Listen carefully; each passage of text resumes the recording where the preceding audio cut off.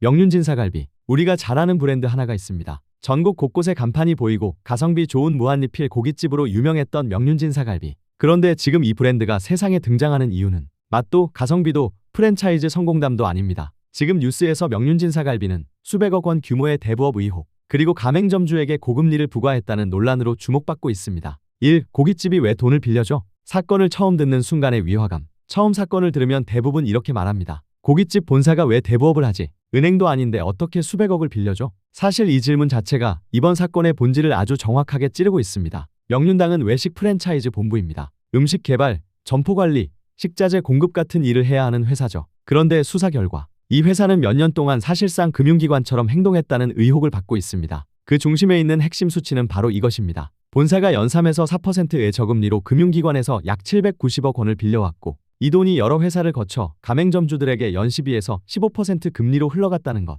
그리고 점주에게 실제로 빌려진 돈은 831억 3,600만 원. 이 과정에서 본사가 챙긴 것으로 조사된 금액은 155억 원입니다. 여기까지만 봐도 이 구조 뭔가 이상하다라는 느낌을 지울 수가 없습니다. 이 사건을 이해하려면 돈이 움직인 경로를 차근차근 따라가야 합니다. 그리고 많은 시청자들이 어려워하는 부분도 바로 여기입니다. 일부는 회사끼리 거래하다가 자연스럽게 대출이 된 거 아닐까라고 생각하기도 하지만, 수사기관이 보기엔 이 구조가 훨씬 더 조직적이고 고금리를 가능하게 만드는 핵심 장치가 숨어 있었습니다. 돈은 이렇게 움직였습니다. 명륜당은 먼저 금융기관에서 약 790억 원의 저금리 자금을 확보했습니다. 이 돈은 곧바로 명륜당의 자회사인 육류 도매업체 A사로 넘어갔고, A사는 다시 명륜당과 연관된 12개의 대부업체에게 이 자금을 흘려보냈습니다. 그리고 이 대부업체들이 가맹점주들에게 연 12%에서 15%의 고금리로 돈을 빌려준 겁니다. 그렇게 점주들이 갚아나간 돈 가운데 약 155억 원이 결국 다시 명륜당 측으로 돌아온 구조였습니다. 이 복잡한 단계들이 단순한 우연이 아니라고 수사기관은 판단한 겁니다.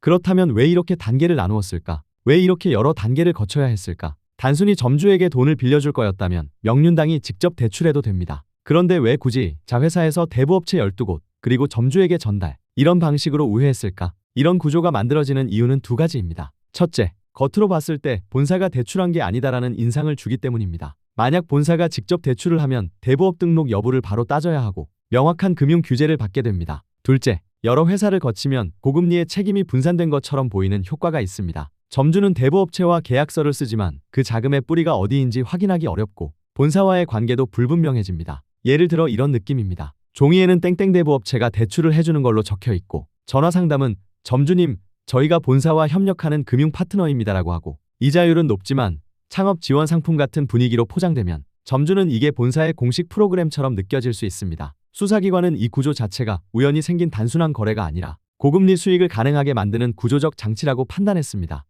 점주 입장에서 이 구조는 어떻게 보였을까? 이제 잠시 관점을 바꿔 점주의 입장에서 이 상황을 따라가 볼게요. 창업을 고민하는 점주 A씨는 설명회를 듣고 점포도 알아보고 인테리어 계약도 고민하고 돈이 정말 많이 든다는 걸 깨닫습니다. 보증금, 인테리어, 장비, 초도 물량, 돈이 한꺼번에 들어가는 시점에 가장 많이 하는 말이 바로 이것입니다. 대출은 얼마나 나오나요? 하지만 현실은 항상 녹록지 않습니다. 신용등급이 애매하거나 기존 대출이 많거나 코로나 이후 매출 불안정으로 소득이 줄었거나 은행에서 원하는 만큼 대출이 나오지 않는 경우가 많습니다. 이때 본사 직원 또는 담당자가 점주님 걱정하지 마세요. 본사 쪽에서 연계된 자금을 도와드릴 수 있습니다. 이렇게 말하면 점주는 본사가 도와주는구나라고 느낍니다. 이건 진짜 많이 반복되는 패턴입니다. 프랜차이즈 창업에서 자금 문제는 점주의 가장 큰 스트레스고 본사는 그걸 누구보다 잘합니다. 그래서 점주는 본사가 소개해준 대로 대출을 받습니다. 그 과정에서 대부업체가 명륜당과 어떤 관계인지, 돈의 뿌리가 어디쯤 있는지는 알기가 매우 어렵습니다. 하지만 이자가 시작되면 그때부터는 무거운 현실이 다가옵니다.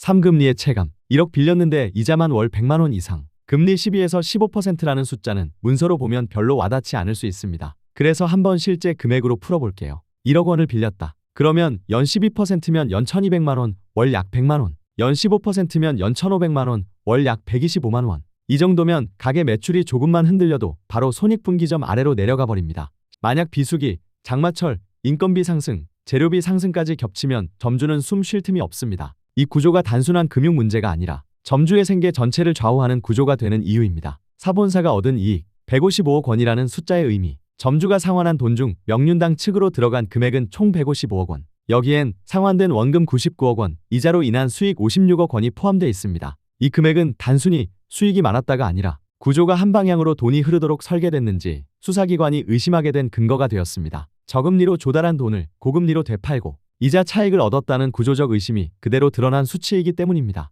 수사 과정 어떻게 드러났나? 이 사건은 처음부터 크게 드러난 게 아닙니다. 2023년 후반부 점주들 사이에서 이 금리 너무 높은 거 아니냐? 이거 본사랑 무슨 관계 있는 것 같다 라는 말이 조금씩 나오기 시작했습니다. 몇몇 점주는 대출을 받은 대부업체가 본사의 자회사와 묘하게 관계가 있다는 걸 알게 되었고 이 정보가 서울시 민생사법경찰국에 전달됩니다. 수사가 시작되면서 계좌 추적, 회사 간 지분 관계 분석, 어떤 회사가 누구 명의인지, 직원과 임원이 어디서 왔는지 등 하나씩 확인하기 시작했습니다. 이걸 다 맞추는데 시간이 꽤 걸렸고 결국 2024년 하반기에 돈의 흐름이 하나의 패턴으로 정리되기 시작합니다. 그리고 2024년 말 2025년 초 수사가 마무리되며 명륜당 대표는 대부업법 위반 혐의로 검찰에 송치되게 됩니다. 6. 본사, 점주, 협의회의 시각 차이. 명륜당 측은 이 모든 걸 창업 지원이라고 설명합니다. 점주가 자금이 부족해서 오픈을 못하는 걸 막기 위해 어쩔 수 없이 연결해준 구조였다는 주장입니다. 또 일부 조치로 무이자 전환이나 추심을 막는 조치를 했다고 주장합니다. 반면 일부 점주나 시민단체는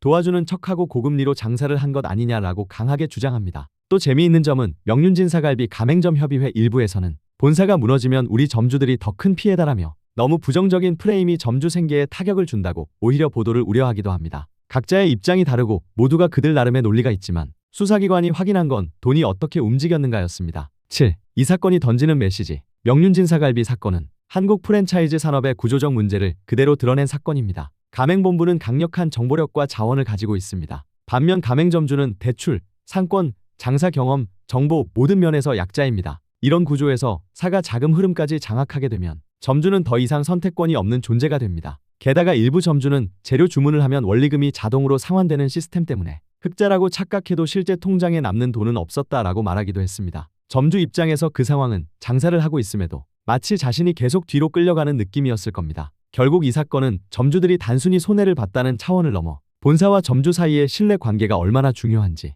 그리고 그 신뢰가 무너졌을 때 브랜드 전체가 받는 충격이 얼마나 큰지를 다시 한번 보여주는 사건입니다. 앞으로 검찰과 법원의 판단이 남아있지만 확실한 건 하나입니다. 이번 사건은 프랜차이즈 시장 전체에 자금 흐름에 관여할 때는 훨씬 더 투명하고 명확해야 한다는 큰 메시지를 던졌다는 점입니다. 또한 프랜차이즈 본부가 금융에 손을 댈 때 발생할 수 있는 위험을 그대로 보여주는 사례입니다. 8. 마지막 정리. 이 모든 내용을 한 문장으로 정리하면 이렇습니다. 저금리로 확보한 790억 원이 자회사와 대부업체들을 지나 831억 넘는 고금리 대출로 바뀌어 점주에게 흘러갔고 그 과정에서 본사는 155억 원의 이익을 얻었다는 의혹. 이게 바로 명륜진 사갈비 대부업 사건의 본질입니다.